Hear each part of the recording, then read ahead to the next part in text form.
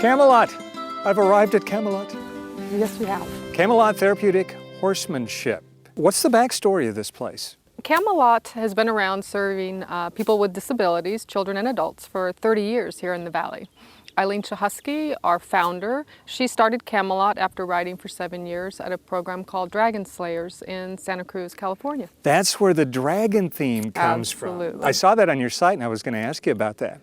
That's it. Who are the customers or the people you serve? Who are the people you serve? Who are riders? Yeah, who are your our riders? Are children. Our minimum age is 7, and they are all passionate horse lovers. They want the education, they want to learn how to ride. I liken the program to a 4-H or pony club, and all of our students have 3 things in common: a love of horses, a desire to learn, and a physical disability. Okay, what kind of physical disabilities are you talking about? We serve students with everything from cerebral palsy, multiple sclerosis, visual impairments, prosthetics, hearing impairments, ADD, ADHD, can also be a disability that's included in the group.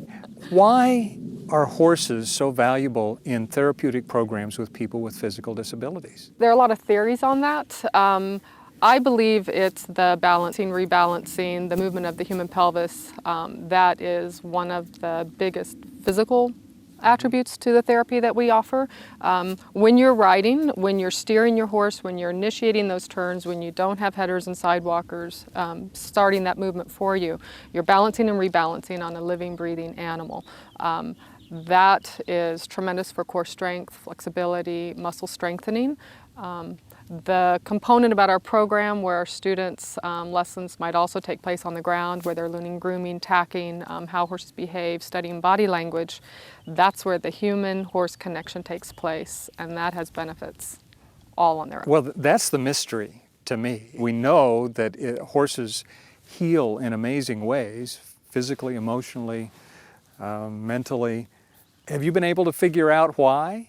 You've got some great success stories. I have great success stories, and I think that each rider's success story is their own individual journey. The horses are a very sensitive animal. They accept people for who they are. It doesn't matter whether how they look, how they walk, how they talk, whether they have tattoos, they don't have tattoos.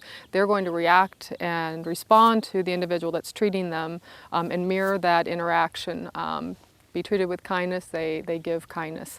And for a rider that is 60 pounds and a wheelchair user, to be able to see that they are influencing an animal that's 1,000 pounds or greater, that's empowering, and that's huge. I would guess that the nature of that experience, the empowerment involved with it, and the total honesty of the relationship, wow, I mean, that has to be a first for a lot of people. It is. Many of our students, they might have loved horses their whole lives, or maybe they rode before acquiring a disability. Once they have their disability and they're wanting the education, they go to a barn down the street and they ask for about riding lessons. They're typically told no, and this is a place where we say yes. And they're told no because of liability issues? Liability issues. Maybe they don't know exactly how to safely get somebody on or off their horse. I had a rider who has double prosthetics and her leg came off during a class. That can be a little unsettling for the typical instructor. For me, it's just another day on the job. I don't know why I laugh at it. It does seem funny, though. But that's life. I mean, that's what some people contend with every day. And I suppose, to me, the idea is to make them feel as normal and natural and mainstream as possible. This is their ranch. This facility was built for the students. It was built with the students' voice at the forefront, and these horses are theirs. Tell me about how this works financially. I don't get it. I mean, you don't charge people that come here. No. How do you survive? We survive on donations from our very generous community. For 30 years, we've never charged a single penny for the services.